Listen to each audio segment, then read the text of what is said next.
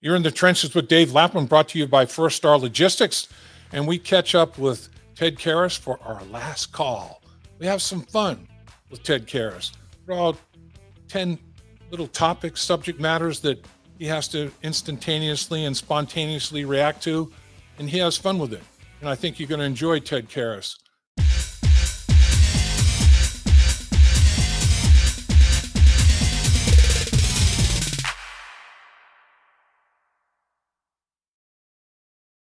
All right now we're going to have a little fun with a segment we call the last call. You know, as a radio guy, I got to make calls during the course of a football game, and nobody better to do a last call with than Ted Karras. So we got some things we're going to hit you with here, Ted, and feel free just to off the cuff give us what you got, my man.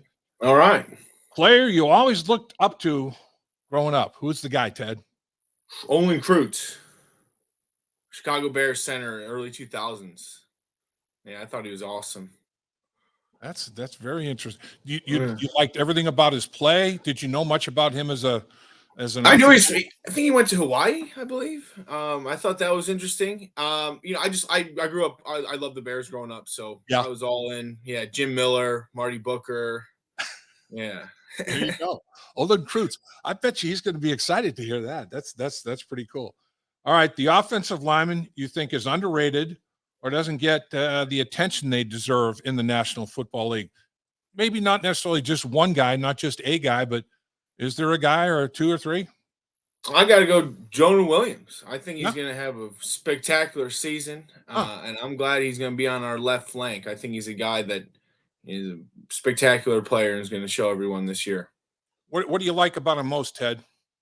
Well, he's obviously a phenomenal athlete and very strong. But understands the game, understands doing it together, and is a great leader. And his feet are pretty incredible. So I'm really looking forward to seeing all the great season that he has coming up.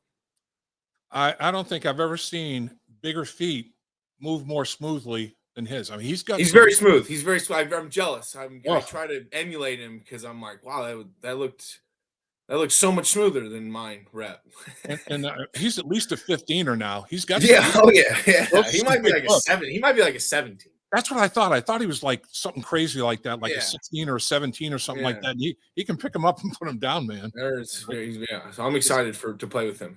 That's great. Is there anybody else other than teammate Jonah Williams that you might think this guy should get more cred than he gets? Shaq Mason, right guard, Tampa Bay, I think has been just a phenomenal player for 8 years now. So yeah, so I think, well, he gets credit though. He gets enough credit. Yeah, you're right. I mean, yeah, but his name's mentioned some. He's not like the prototypical guard though. That's kind of why I'm throwing him in there because he has, he fought for everything he had in this league too. So cool. All right, the biggest trash talker you've ever played against, who would that be? Biggest trash talker. I don't talk a lot of trash. A lot of guys don't talk a lot of trash to me. I hear you. I hear that. But I think, on our own team, I think Alan Branch, when I played with him against probably 99 for the Rams, Donald, he talks a lot. Unfortunately, he can back it up, can't he? Yeah, he can back it up. Mike Daniels. Mike Daniels, yeah. Mike Daniels, he was talking. I remember a game. I don't do a lot of trash talk, Dave, and I don't like wasting energy on my opponents in that way. I'd rather just hit you. Yep. I don't want to waste my breath talking to you. I got to talk to all 4 of these guys, make sure we're on the same page. I don't have any time to talk to you. That's exactly the thing. I mean, it's like I was more interested in, okay, let's make sure these calls are communicated right instead of worrying about this dude. I mean, go ahead and you can talk to yourself. Talk to yourself, man. Yeah, I'm not even going to dignify it with a response. Yeah, it's like whatever. The best streaming show you're currently watching or have recently watched? Well, I watch every summer around 4th of July. I watch Band of Brothers from HBO. I like to do like a 2-day. I think it's just World War II is just such an incredible story, and it's really the only the only time I feel in history you can really justifiably say you were on the right side. America was on the right side of things. World War II is so kind of romantic in a way that is different from other history, in my opinion. And HBO did such a great job with the story of Easy Company that I watch it every year. Really, every year, right around the I 4th. like it. It's just such a Yeah, it's easy, and then you just watch it, and it's a fun little summer tradition. yeah. It's part of your process now, man. Part of your part of your process. Like, all right. Favorite guilty pleasure food? Cheese fries. Any Really? type of some like molten cheese fries with jalapenos. If you serve me cheese fries, yeah, I'm smitten. You're good to go Yeah, for a while. yeah. I like it. And so does your wife? She realizes this. I mean, does she? How many different ways does she prepare your cheese fries, man? I mean, how many? Well, she's prepared a few, but this is more like a Shake Shack cheese fries, Uh, good steak and shake, which I'm gotcha. excited is I've been away. There hasn't been steak and shake in Massachusetts or Florida, and there's one right there on Montgomery. So Yep. Yep. yeah, I've been frequenting. Okay. Favorite movie you've seen recently? Favorite movie I've seen recently. Oh my gosh, it was this crazy movie. It was in theaters. It was When Everything Happens All the Time Right Away. I don't know what it's called. I'm gonna have to look it up. Yeah, I can't think of the name of it either, but I know the movie Do you're. you know what I'm talking about when I keep Yeah, going back in time? There's like different universes. yeah. I can't think of the name of it either. I don't know. Oh well, I mean, I can't think Yeah. of it, but I We'll know we'll think of it. I couldn't find it either. But When I, Everything Falls Apart All the Time, or Everything Everywhere All the Time everything, everywhere, all the time. was pretty crazy. And it was, yeah. I do like going to the theater. I do too. I just recently, my wife and I, we we saw Elvis is the most recent movie we Oh, saw. how was it? Did you like that? Elvis Presley, yeah, that was a good one. And then, um, oh man, Tom Cruise on brain cramp in here. Oh, Top Gun? Top Gun, yeah, Top Did Gun. you like Top Gun? It's Maverick is the Oh, oh, okay. yeah, the sequel. Yeah, I do. I thought, you know what? A lot of times sequels don't live up to the first movie that it's a sequel of, and I thought this one had a lot of action, man. It was fast. I liked it. I'd go see it again. I'd definitely go see Well, that. I'm gonna have to go see it. I'm gonna check that out. Best defensive lineman you faced. Best D lineman I'm faced. Well, we got to put 99 up there again, Aaron Yeah, Donald. yeah, he's But also, yeah, I think Fletcher Cox has yep. been a great player for a long time. Obviously, Ndamukong Suh.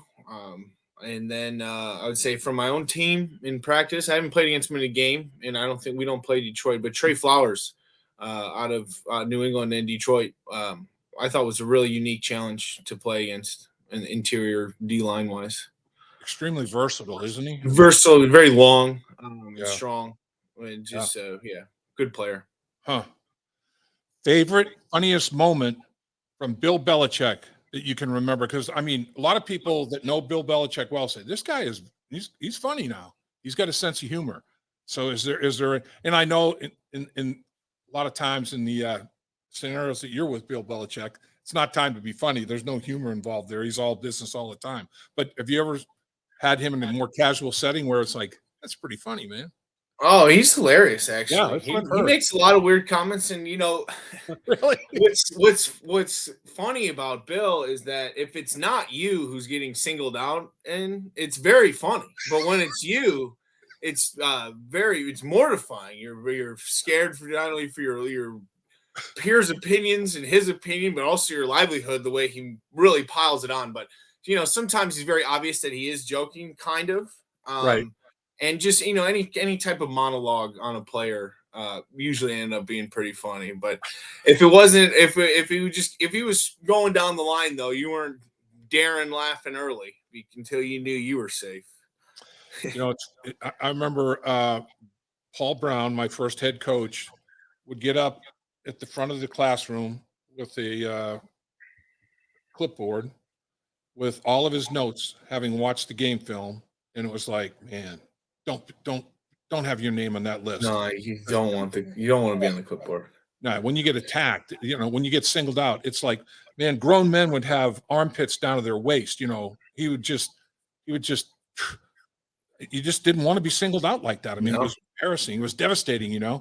And is Bill Belichick, is that part of his deal? It's intimidating in a way. I mean, Oh, yeah. I mean, Paul Brown wasn't huge in stature, physical stature, but he carried a big club, man. He carried a lot of power. And Bill Belichick, obviously the same guy there. Yeah, I mean that goes back to everyone loving it too, because some guys maybe aren't affected by getting singled out; they don't care as much, but Right. a lot of us did. And I think one of the big things, coming into the National Football League, these guys got to learn is you got to be adaptable to scrutiny and coaching. Really, Yep. take coaching is a Yep. big trait of being a good player. So you are going to get scrutinized in front of your peers, and sometimes it may be embarrassing here in this league, but the good thing is we probably won the game, so you're all right. That's right.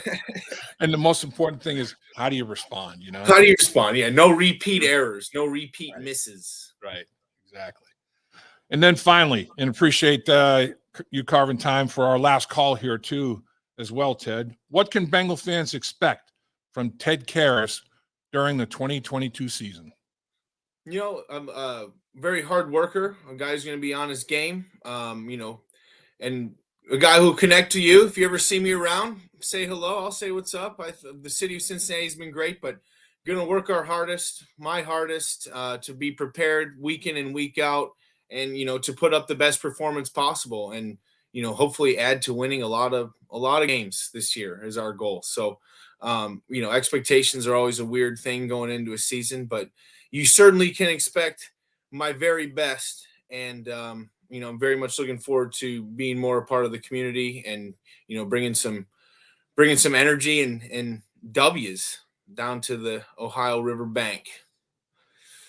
Because you just hit on a word that's huge right now, and I lied. I'm just going to ask you one more thing to comment on: expectations.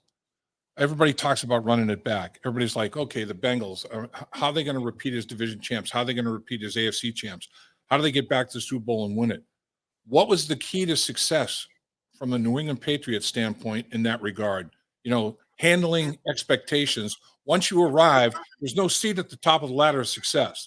How did you guys stay there and not get knocked back down a few runs? Well, you clean the slate, so there are no expectations. We know in the back of our head we want to be champions, but we're not talking about that. We're not talking about winning the division, and we're not talking about specific games right now. We're talking about what we need to do today to put ourselves in a position for when it is go time, which is only 17 times a year now.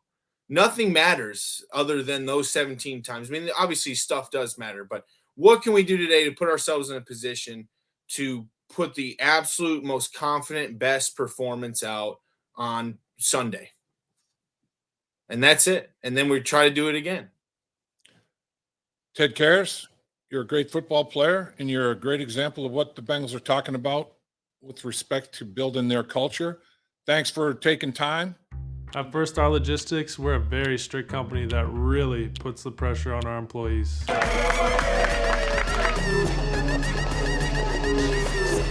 Breaks? What are those? That's what I'm talking about, Icky. Get the body right, then the mind's right. Gotta get that body right. That's right. Yes, sir.